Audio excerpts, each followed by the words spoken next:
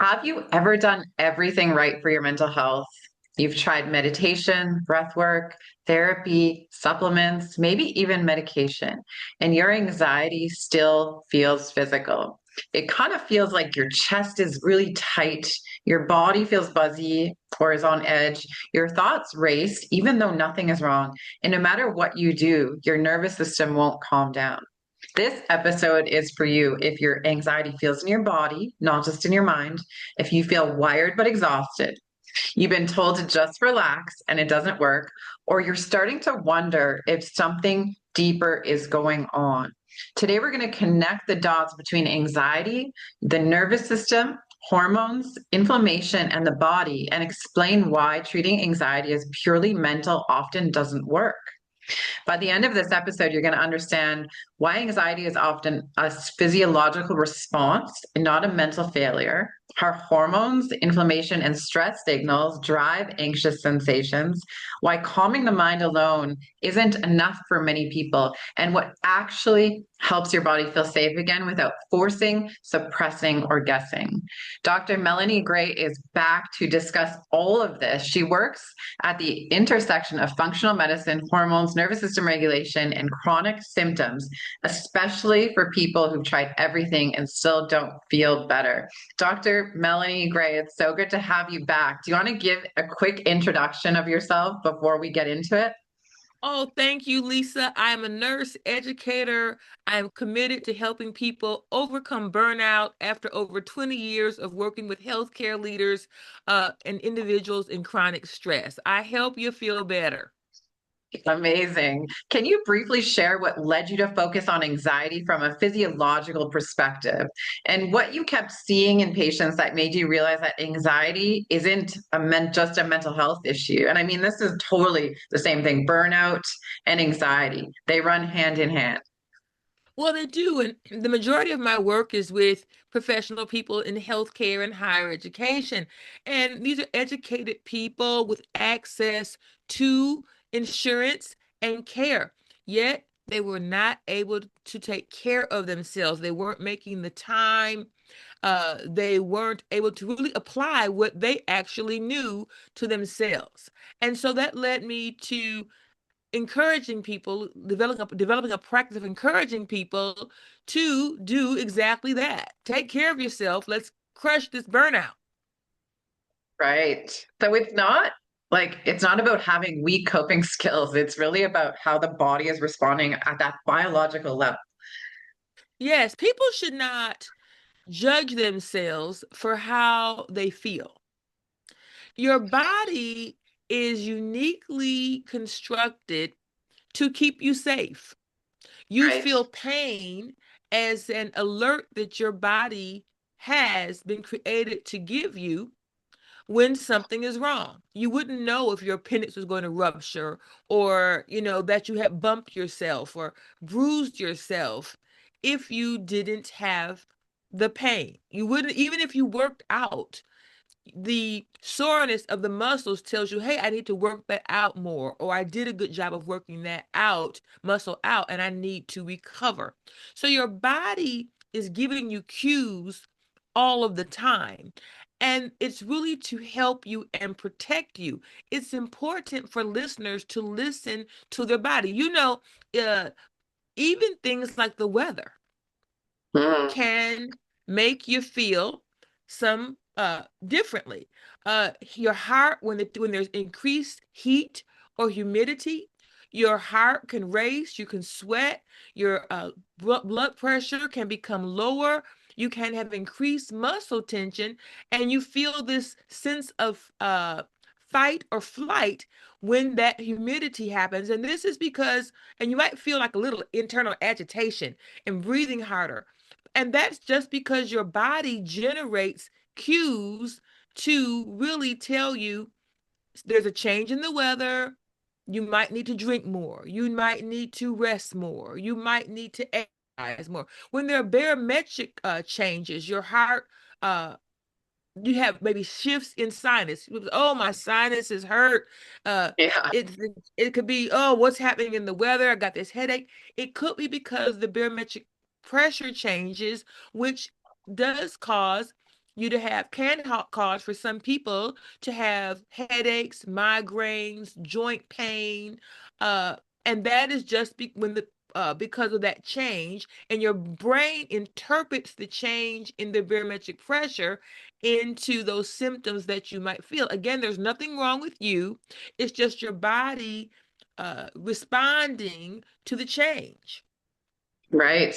So I know a lot of people that they often say, I don't know why I'm anxious. My chest is tight. I've got these gut issues. My heart is racing. I've got muscle tension, but my mind is fine. Like it doesn't seem rational to them. Can you talk about that a little bit? Well, yes, I believe that physically, again, as we said, sometimes there are physical responses to the weather, temperature, light exposure, even allergens. uh Even allergens that are in foods. I can tell you, Lisa, that for myself, even personally, I used to have some anxiety. I feel, why do I feel this way after eating? And it was, I realized I wasn't eating clean and my body wasn't responding to all of the additives. Sometimes the additives that are in food, the caffeine that we drink, and I love me some Starbucks and some espresso, okay? But Me it was too. not loving me, okay? And so you have to sometimes listen to your body and then decide what you need to do to get answers, to understand, because your body goes through transitions. What I could do at 20, my body responded differently to at 30. What I Right. could eat at 30, I responded differently to at 40. I didn't have to eat clean at 20, No, me but I neither. do Oh, now. I could crush McDonald's at the end of a late night and wake up the next day at 7 a.m. to go to work and feel amazing. Girl, and if I eat some McDonald's, I'm going to be aching. I'm going to be swollen. I'm going to be no good. Yeah, I get so depressed. Like literally, I'm depressed for like a week if I put that in my body. You It's cannot do it. absolutely insane. You know what else I realized too is that as a woman, different the different weeks of the month in my cycle make me more sensitive to certain things. So if I have caffeine when it's really close to my period, I'm just an anxious mess.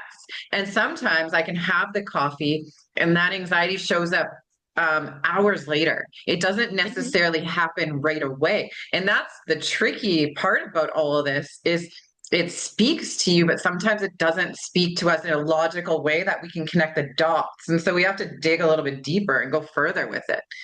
Well, we do. That's why there are uh herbalists and nutritionists. I mean, so much is involved in diet. People don't understand that you are what you eat, even in terms of your mental state.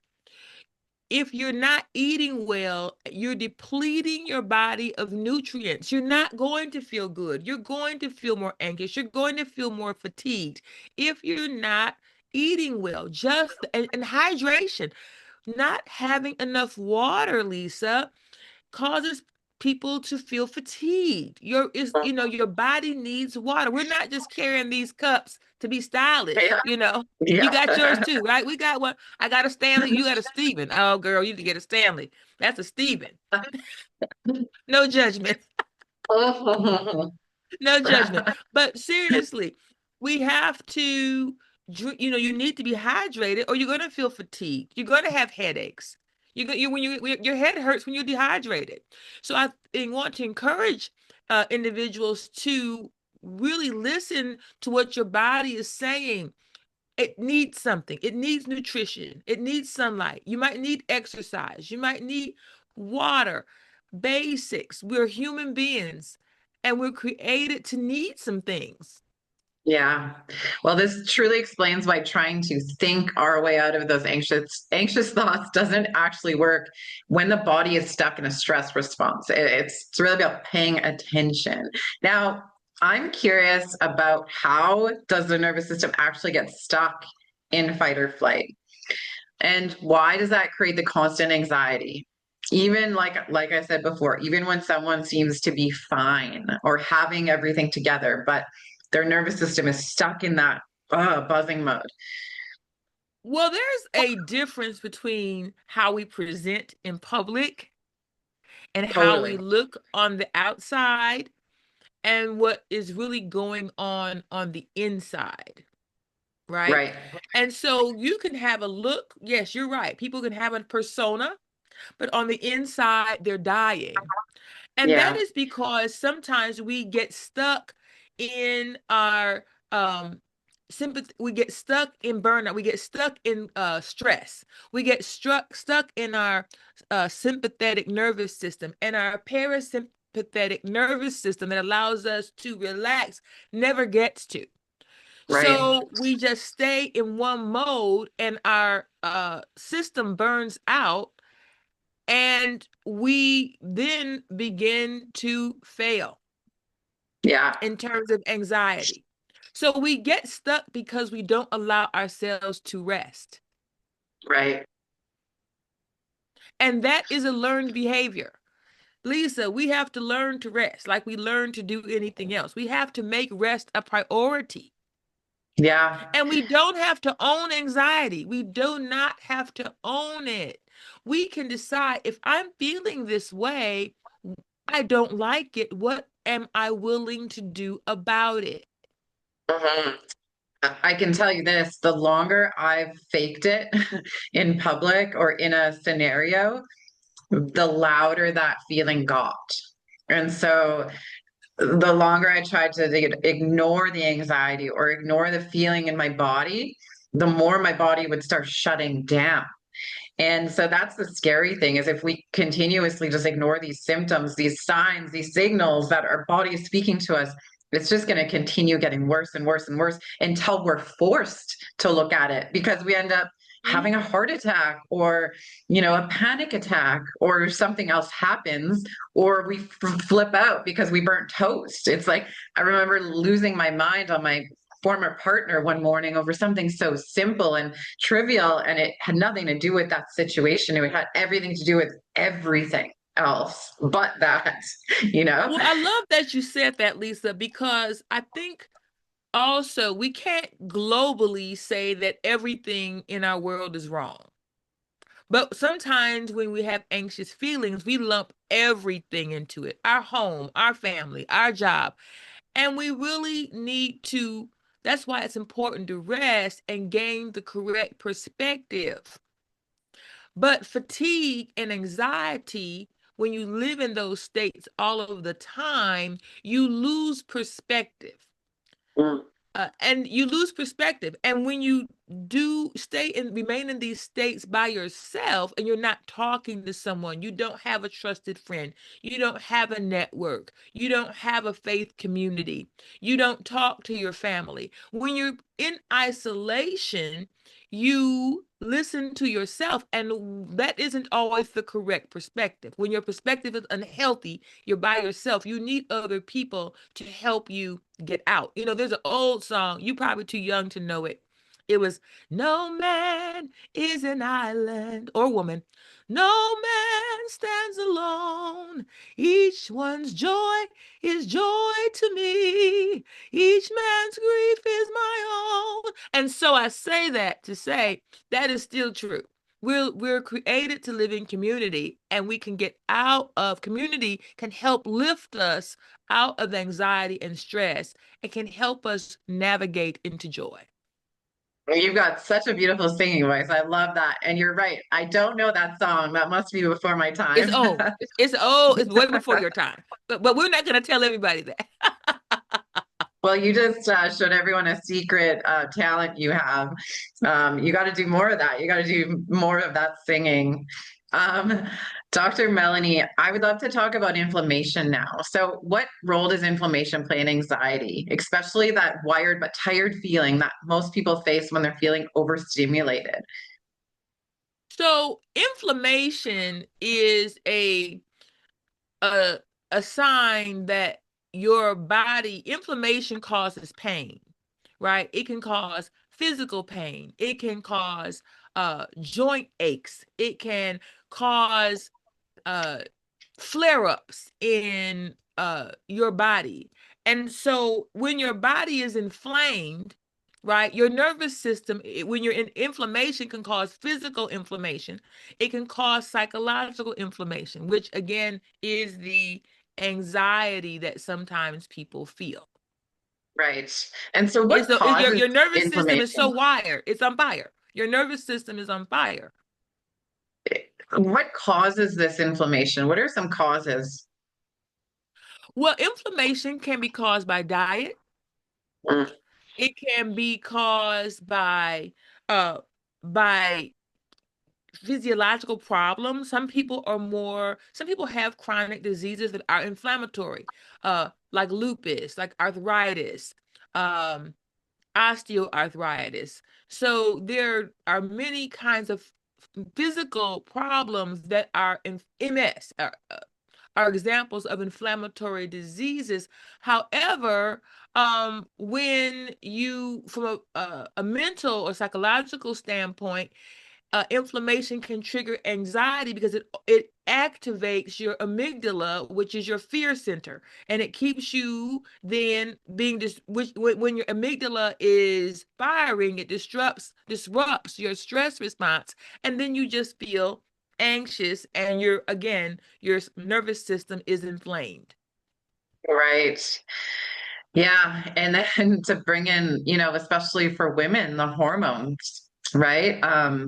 We have all these things that we're putting in our bodies that cause inflammation, the stress response, overworking, the burnout, the forcing ourselves to work, and then add in hormones. So, what's happening in the body when a woman is starting to go through those hormonal changes?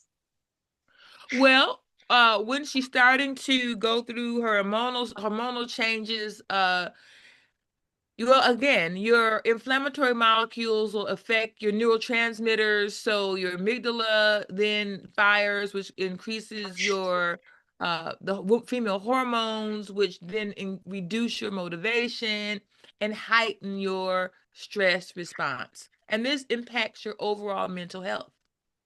Yeah. And that goes to show the people that are, I mean, I've been there, so confused and frustrated. It's like a helpless feeling. And then grasping at everything, like trying to find something to help calm it down. The supplements, the diets, like therapy, all of the things. Um, and I'll be honest, it didn't work because it was still like running from the core issue of what you mentioned earlier is actually taking a second and learning how to quiet myself and rest, Well, we So have to we're learn to taught, change our environment. It's all a lot of yeah. it's environmental. It's what you are, what you eat, right? And it's also your environment. Mhm. We have to remove ourselves sometimes from the environments that are not serving us, right? We need to work, but do we need to work all the time? Our families are important, but do we have time for ourselves? You have to control, and you can, your environment so that you're living a life that is healthy and Mhm. supporting you, because you cannot go on long term continually fired, stressed, anxious, inflamed. You won't live Yeah, well. You won't go the distance. yeah. And I think those outside things like supplements and medications and eating habits, it'll help for a little while if you're in a toxic environment, but until you can be like completely honest with yourself and say, okay, something has got to change. And like we know, our bodies know, but we're taught to like put those band-aids on and you suck it up. We talked about that in the last episode, that suck it up and push through. But that's not going to help anything. No, it's not. Because my stop it framework, again, you must scan.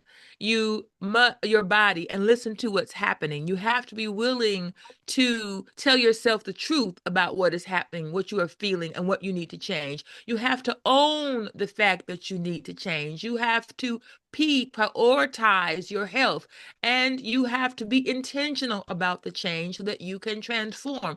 And nothing happens overnight. Everybody wants a quick fix, Lisa. Just give me a pill. Just give me a supplement.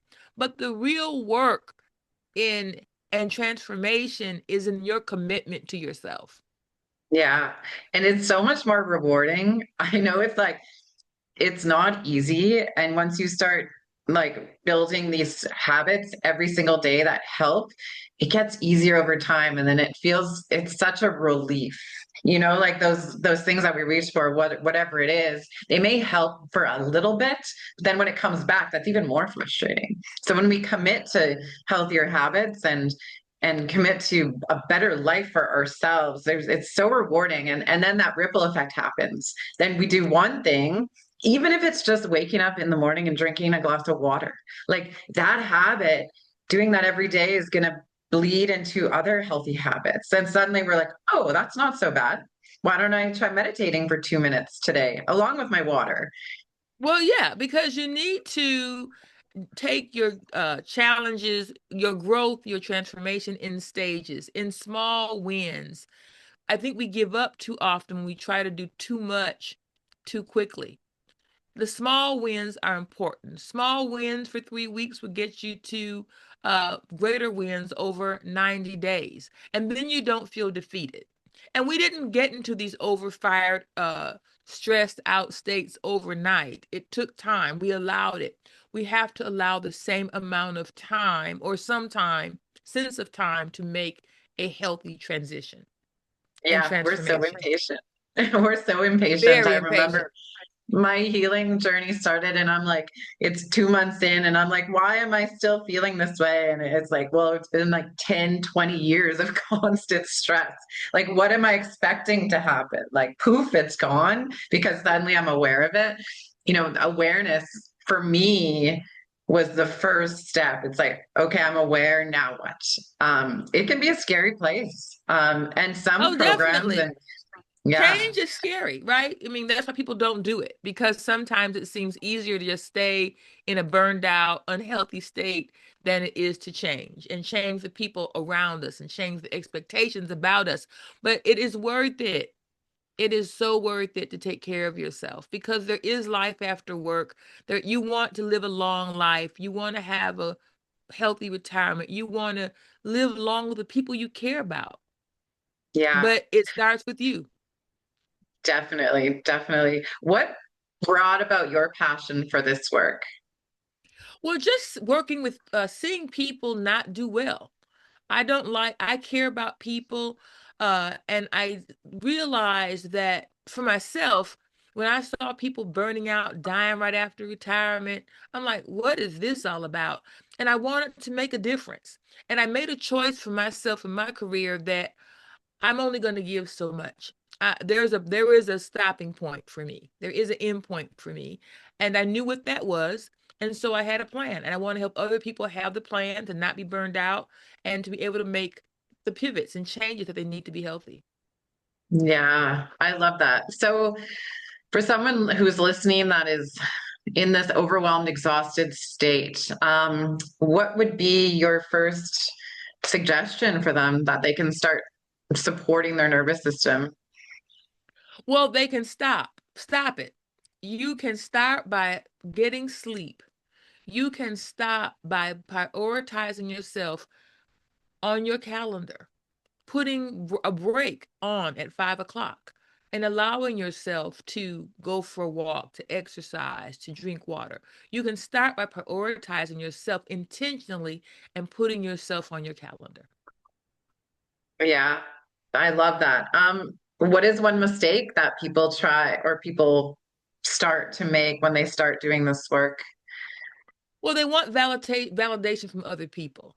They want the people in their lives to rally around them and say, oh, that's so great. It's okay that you said no. And they don't always. You have to be in this to win life for yourself. Right. That's a really, really good point. Um, the healing journey is often a really, really independent one. And Oh, it is. yeah, for me, I made the mistake of telling too many people at first, and then it was discouraging and it took away from what I was experiencing because nobody understood it. But how can someone actually, 'cause no one walks in our shoes? Well, they see your outside, right, Lisa? They see the persona. They don't see the inside, the Lisa on the inside. And so they're Yeah. like, they blow you off. But you did it for yourself, and that's great. Yeah, absolutely. Absolutely. Tell us more about the work that you do. I am a burnout coach. I work with healthcare organizations and individuals to help them overcome burnout and set a priority for themselves in their lives and a long-term plan. I help organizations create cultures of wellness. I help individuals create cultures of safety and wholeness for themselves. Amazing. And where can people find more information about you? Dr. Melanie Gray, theconfidencecoach.com. And if you were to leave the audience with something really powerful today, what would you tell them? I tell them that you are a gift worth saving. You are a gift worth honoring. Take the time for yourself. Tomorrow isn't promised. What is the legacy that you want to live and the impact that you want to make? I You can love do it. that. You can do it. You can do it. I love that so much. Before we go, do you have a success story that you want to share about working with a client just to illustrate some of the work that you do and its power? Oh, yes. I was working with a young woman who was very stressed, was worried about being let go. And I just gave her the strength, encouragement to begin her plan B. So it might happen. And what is your plan B? And she executed that plan, and she's going forward and moving forward with her family, and she's much happier. And she set boundaries. So learning to set boundaries and have that plan B gave her a great deal of freedom, and she and her family are doing well. Those boundaries, those are seem to be one of the most important things that someone can do for themselves. Hmm. It is Yeah, important. very And I have important. another person who is decided, well, I'm just going to change organizations. So we've been coaching through her um, interviews and things. So yeah, people change. You can change. Wow, we can change with the right support. You can, Yeah, because no thank you one so much. is an island. Exactly. We need each other. I can't sing as beautifully as you, so I'm not going to try. Thank you You're so much for wonderful. being here. Yeah, thank Thank you you for so this. much for having me. Yeah, it's a really important conversation because a lot of people feel like they're stuck and alone and that they're the only ones going through this. And it's really powerful for them to know that they have an outlet and someone that they can reach out to and get help from. Thank you so much for having me. Yes, and to the audience, like Dr. Melanie said, you're not what was it? You're not an island? You're not an You're not island? an You got island. You're a gift. you're not an island. You're a gift. Remember that next time, you guys. Next time you're feeling that buzzing anxiety, that inflammation in the body, even though it might not feel logical, it is real and it's time that you start doing something about it. Until next time, take care, everybody. Have a great day.